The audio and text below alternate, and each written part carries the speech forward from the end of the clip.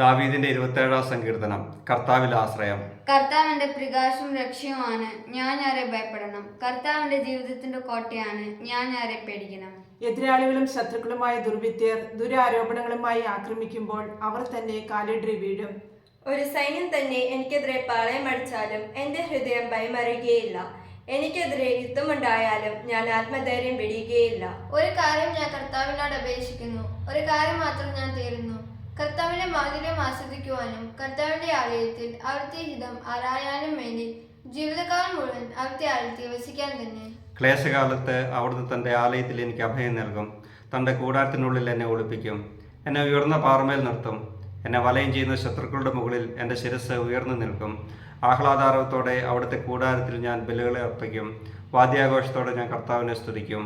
കർത്താവെ, ഞാൻ ഉച്ചത്തെ വിളിച്ച് അപേക്ഷിക്കുമ്പോൾ അവിടുന്ന് കേൾക്കണമേ. കാരുണ്യപൂർവ്വം എനിക്ക് ഉത്തരം അരുളണമേ. എന്റെ മുഖം തേടുന്നുവെന്ന് അവിടുന്ന് കൽപ്പിച്ചു. കർത്താവെ, അങ്ങയുടെ മുഖം ഞാൻ തേടുന്നുവെന്ന് എന്റെ ഹൃദയം അങ്ങയോട് മന്ത്രിക്കുന്നു. അങ്ങയുടെ മുഖം എന്നിൽ നിന്ന് മറച്ചു വെക്കരുതേ. എൻ്റെ സഹായകനായ ദൈവമേ, അങ്ങയുടെ ദാസനെ കോപത്തോടെ തള്ളിക്കളയരുതേ.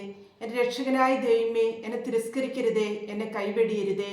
അപ്പനോ അമ്മയോ എന്നെ ഉപേക്ഷിച്ചാലും കർത്താവ് എന്നെ കൈക്കൊള്ളും. കർത്താവെ, അങ്ങയുടെ വഴി എനിക്ക് കാണിച്ചു തരണമേ. എനിക്ക് ശത്രുക്കളുള്ളതിനാൽ എന്നെ നിരപ്പായ വഴിയിലൂടെ നയിക്കണമേ. വൈരികളുടെ ഇഷ്ടത്തിന് എന്നെ വിട്ടുകൊടുക്കരുതേ. കള്ളസാക്ഷികൾ എനിക്കെതിരെ ഉയർന്നിരിക്കുന്നു, അവർ ക്രൂരത വിശ്വസിക്കുന്നു. ജീകരുടെ ദേശത്ത് കർത്താവിന്റെ നന്മ കാണാമെന്ന് ഞാൻ വിശ്വസിക്കുന്നു. കർത്താവിൽ പ്രത്യാശ അർപ്പിക്കുവിൻ, ദുർബലരാകാതെ ധൈര്യം അവലംബിക്കുവിൻ, കർത്താവിന് വേണ്ടി കാത്തിരിക്കുവിൻ.